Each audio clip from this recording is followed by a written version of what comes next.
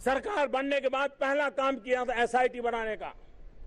आज 3 साल के बाद मैं देशवासियों को बताना चाहता हूं, गर्व से बताना चाहता हूं, 3 साल के भीतर भीतर करीब करीब 1.25 लाख करोड़ रुपयों से भी ज्यादा काला धन को हमने खोल दिया है, उसको पकड़ा है।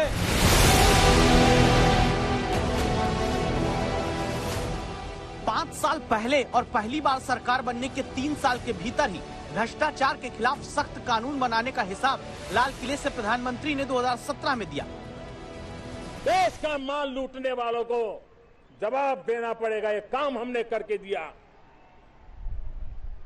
आपको हैरानी होगी, कुछ तो सेल कंपनियां ऐसी हैं जो एक ही एड्रेस पर 400 कंपनियां चल रही थी। भाइयों बहनों, 400 कंपनियां चल रही थी। कोई देखने वाला नहीं था, कोई पूछने वाला नहीं था, सारी मिली भगत चल रही थी। और इसलिए मेरे भाइयों बहनों, मैंने भ्रष्टाचार काले धन के खिलाफ एक बहुत बड़ी लड़ाई छेड़ी। भ्रष्टाचार के खिलाफ देश में अभी सबसे बड़ी एजेंसी ईडी है। इसी ईडी ने पश्चिम बंगाल में हुए शिक्षा घोटाले से जुड़े 20 करोड़ के कैश को पकड़ा। ये ईडी ही है जिसके अधिकारी अब दावों के मुताबिक बंगाल में मंत्री पार्थ चटर्जी से जुड़ा 20 करोड़ रुपए कैश अपने फ्लैट में रखने वाली अर्पिता मुखर्जी के दूसरे फ्लैट में ताला तोड़कर जांच करने पहुंचे हैं। अर्पिता मुखर्जी के इस घर में भी इतना कैश मिला है जिसे गिनने के लिए कैश काउंटिंग मशीन ईडी के अधिकारियों को लानी पड़ी है। इसी ईडी ने जब देश में तमाम नेताओं के खिलाफ भ्रष्टाचार के मामलों की जांच शुरू की तो हर जगह दावा हुआ कि अरे देखो, ईडी का तरीका गलत है। इसीलिए पूर्व केंद्रीय मंत्री पी चिदम्बरम के बेटे कार्ति चिदम्बरम और महाराष्ट्र सरकार के पूर्व मंत्री अनिल देशमुख समेत 242 याचिकाएं सुप्रीम कोर्ट में दाखिल हुई। अब अदालत में क्या हुआ, इसे आप नोट करिए। ईडी के खिलाफ मनी लॉन्ड्रिंग एक्ट में हुए संशोधन से दुरुपयोग की दलील दी गई। याचिकाएं सुनकर अदालत ने कहा कि पीएमएलए के अलग अलग प्रोविजन की वैधता बरकरार रहेगी। जमानत के लिए कड़ी शर्तों पर भी 240 से ज्यादा याचिका में आपत्ति उठाई गई थी। सुप्रीम कोर्ट ने कह दिया कि जमानत के लिए सख्त शर्तें कानूनी है, न कि कोई मनमानी। एफआईआर की तरह ईसीआईआर यानी इन्फोर्समेंट केस इंफॉर्मेशन रिपोर्ट दिए बिना गिरफ्तारी के तरीके पर सवाल उठाया गया। सुप्रीम कोर्ट ने कहा कि ईडी के लिए अरेस्ट से जुड़े पेपर देना जरूरी नहीं है। गिरफ्तारी के तरीके पर भी जब सवाल अदालत में उठा तो अदालत ने साफ कहा कि ईडी आरोपी को गिरफ्तारी की वजह बताकर अपनी हिरासत में ले सकती है। सुप्रीम कोर्ट का यह ऐतिहासिक फैसला ईडी यानी इन्फोर्समेंट डायरेक्टरेट यानी प्रवर्तन निदेशालय के अधिकारों पर मुहर तो लगाता है, साथ ही कर्तव्यों की याद भी दिलाता है। उन 245 याचिकाओं में जिसके जरिए इन्फोर्समेंट डायरेक्टरेट पर अलग अलग तरह से मनमानी के आरोप और कई तरह के निशाने साधे गए, सुप्रीम कोर्ट ने अपने एक फैसले से सबको खारिज कर दिया। सुप्रीम कोर्ट का फैसला एक लाइन में समझने के लिए इतना ही काफी है जितना डीटीसी की बसों में लिखा रहता है, या तो न्यू चाल की। कोर्ट ने साफ कह दिया है कि इन्फोर्समेंट डायरेक्टरेट जिस तरह से इंक्वायरी कर रही है, लोगों को इंक्वायरी के लिए बुला रही है, अरेस्ट कर रही है, प्रॉपर्टी अटैच कर रही है, और जो पीएमएलए के अंतर्गत बेल पाने के लिए बहुत स्ट्रिक्ट प्रावधान दिए गए हैं, जिसकी वजह से कई दिनों तक लोगों को बेल नहीं मिलती, उन सब पर सुप्रीम कोर्ट ने अपना अप्रूवल दे दिया है। ये कह दिया है कि ये सब न्याय संगत हैं और कॉन्स्टिट्यूशन के खिलाफ नहीं जा रहे हैं।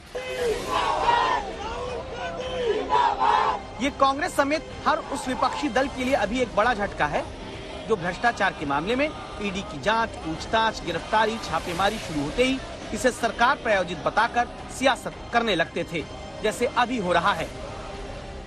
Government of India is purposefully targeting Congress top leadership for their political vendetta.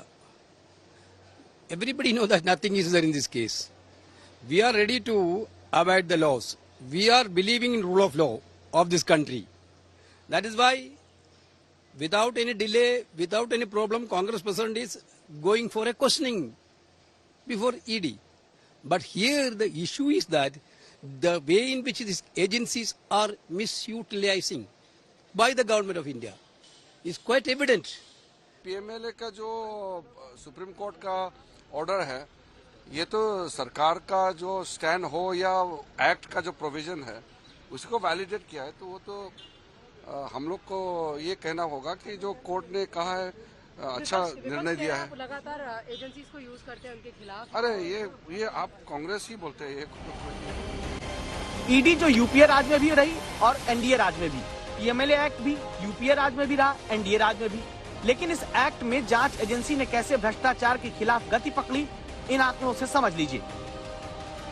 PMLA कानून के तहत 67,000 करोड़ रुपए के मामलों के केस सुप्रीम कोर्ट में ही लंबित है। पिछले 17 वर्ष में पीएमएलए के तहत 98,368 करोड़ रुपए की अपराध की कमाई की पहचान हुई है। आतंकवाद और नक्सल फंडिंग के 57 मामलों की जांच में 1,249 करोड़ रुपए की अपराध की आय पकड़ी गई। 17 साल में 2,883 सर्च हुए, जिनमें 982 करोड़ रुपए की अपराध की आय अटैच हुई, जिनमें से ज्यादातर भ्रष्टाचार का खुलासा ईडी ने 2014 के बाद से जांच में तेजी लाकर किया है। उसी ईडी पर सवाल उठाती सियासत पर दस्तक सुप्रीम कोर्ट ने कामकाज के तरीकों पर मुहर लगाकर दे दी है। जो ईडी की पावर ऑफ अरेस्ट है सेक्शन 19 के तहत, जिसमें प्रावधान ये था, पावर ये था that you will arrest only when you will have a reasonable belief that the man is guilty.